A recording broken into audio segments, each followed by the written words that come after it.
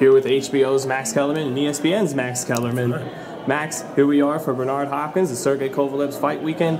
How do you feel going into this fight? Is Hopkins going to pull off another miracle at 49? Well, I mean, at a certain point, that's what you have to call them, is miracles, because the human body, I don't care what universe you're from, what galaxy you're from, how alien you are, at a certain point, the body simply is not going to respond the same way that it did when you're younger. Hopkins is already, you know, Archie Moore and George Foreman, what they did at the age of 45 was like 2 standard deviations more than any fighter had ever done at an older age. And Hopkins at this point is like 2 standard deviations past that, maybe more, because as you get older, each year is a bigger deal. He is attempting to break his own record for having the, forget about belts and everything, for having the most significant win at that age in the history of boxing. And this ain't Tavares Cloud. Cloud's a nice fighter. Kovalev is destroying everybody they're putting in front of him.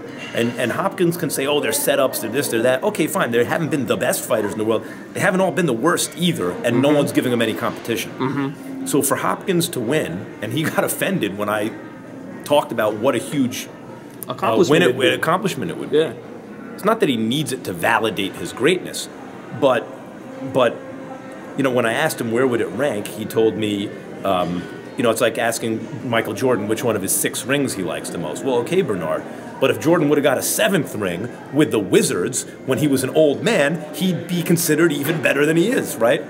And this would be, to my mind, given his age and the opposition, the most incredible win of his career if he could pull it off.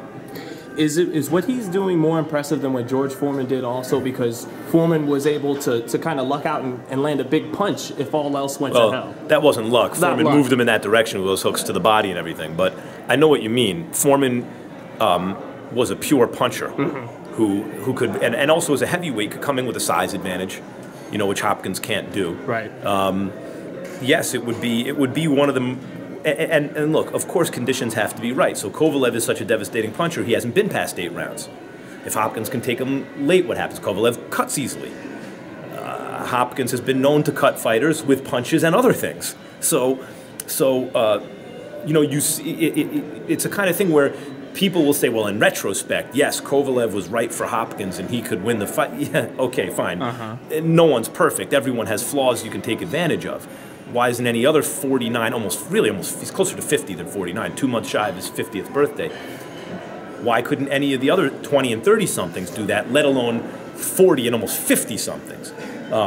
It would be an amazing accomplishment if he did it, and you could see there are reasons to think he can. On the other hand, there are also reasons to think he can't. That if he got knocked down by Pascal, and I know Pascal's more awkward, so it's harder to defend against a punch like the kind Pascal throws versus the more traditional punches that Kovalev throws for a schooled boxer like Hopkins. But still, Pascal knocked him down, and it wasn't a balance shot. It was a, oh my God, Hopkins just lost control of his legs shot. And Kovalev hits better than Pascal, and he's a better fighter than Pascal. So you got to tip your cap to Hopkins. Whatever he thinks he sees, whatever vulnerabilities, he has to know that he's also taking a real risk. Would it be fair to say that Hopkins has never lost to a guy with Kovalev's strengths, though, the power and the aggressiveness? Right. No, on paper, Kovalev has the kind of style, Trinidad, Pavlik, a devastating knockout artist who's very basic, fundamentally sound in certain ways, but in other ways just very basic, and so Hopkins figures out the formula, rinse and repeat. This guy can't adapt, Hopkins can. Again, he fought Trinidad when he was, you know, 2001. So he was in his late 30s. 36. Mid-late 30s, and that was an amazing accomplishment then. Pavlik in his early 40s. Cloud is not on that level. And Shumanov, these guys, it's not the same thing. The other Pavlik and Trinidad were much better fighters. Kovalev is more similar to Trinidad or Pavlik than anyone else he's fought. But Hopkins is much older, and also when you are, how old was he when he fought Pavlik? 43. 43, right. Say 42. 43 years old. The difference between 43 and 44, that year, is not the same thing as 25 to 26. That you know, it gets harder and harder the older you get. So 49, 6, almost 7 years later, it's not the same thing. Yes. It's now a different beast, even if on paper there are a lot of similarities between the Trinidad Pavlik, Pavliks of the world, and Kovalev. But it'd be a more impressive accomplishment at his age if he could do it. Bernard even admits not only is he not the fighter he was at 35, he's not in terms of skills, or not skills, speed, talent, athletic gifts. He's not the fighter he was when he was 45. Of course. So my last question for you, Max, finish it up, is just moving on a couple weeks ahead in the future with Algieri and Pacquiao. Is Algieri being undersold? I talked to all the experts like yourself, and no one's giving him a chance. Well, if you look throughout the history of boxing, yes, and anyone who's interested in boxing history, it kind of begins in people's imaginations with James J. Corbett upsetting John L. Sullivan for the heavyweight title. Now you're going from the Marquis of Queensberry to the, from the London prize ring rules to the Marquis of Queensberry rules. Gloves not bare-fisted. It changed then. And what else changed in terms of the narrative of boxing history? John L. Sullivan more the brute force guy, and Corbett more the scientist. And so there's this sense, I think, with people that happens. Like these older dominant champions, they age and they can be upset by these scientist-type fighters. Yes. There are almost no examples of it in the history of boxing. I had that sense until I started thinking about this fight too, and I said, well, okay, but Braddock Bear, I guess, Clay Liston, there are a couple of examples, but Ali could knock guys out. Algieri doesn't knock guys out. Yes. Bear wasn't really a great dominant fighter. He was just a big, strong guy who came around at the right time. There are so few examples of fading dominant fighters upset by light punchers.